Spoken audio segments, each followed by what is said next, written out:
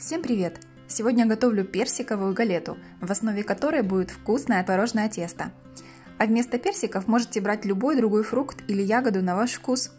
Вообще галета очень эстетичный летний пирог. Я всегда с радостью ее готовлю и люблю брать с собой на пикник. Ну что, погнали готовить? Сначала я готовлю тесто. Оно будет песочно-творожное. Для этого я протираю творог через сито. Я брала 9% творог, но можно брать и меньшей жирности, но не обезжиренный.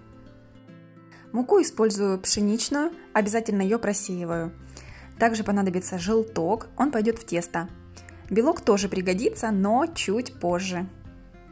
Теперь холодное сливочное масло натираю на терке, периодично обваливая его в муке. Должна получиться вот такая масляная крошка. Туда добавляю творог, желток и щепотку соли. Сахар в тесто не добавляю, так как вся сладость будет в начинке. И замешиваю тесто, собираю его в единый комок. Это не занимает много времени. Потом сразу разделяю тесто на две части, так как буду готовить две средние галеты. Но можно не разделять тесто и сделать одну большую.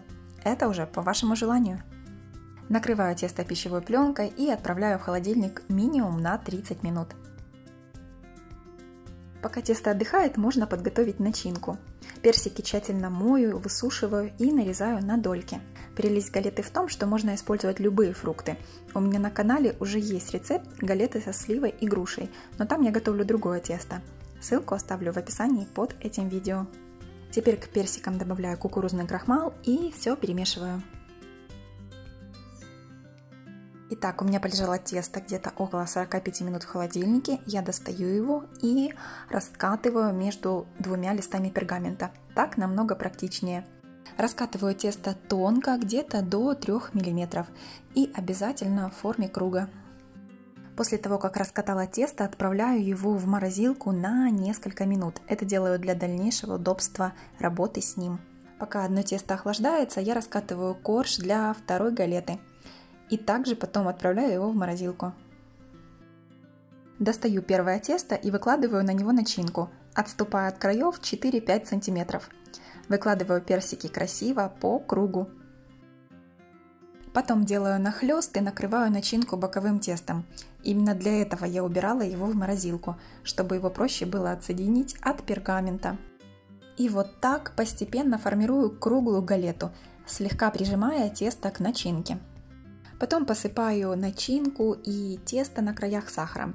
Но можно сделать все по-другому. Сначала смазать края теста белком, а потом уже засыпать все сверху сахаром.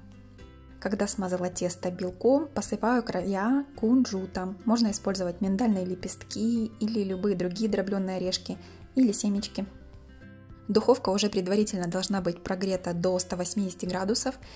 Режим вверх-вниз, если у вас электрическая духовка, а если газовая, то стоит увеличить температуру до 200 градусов. Отправляйте минимум на 25-30 минут.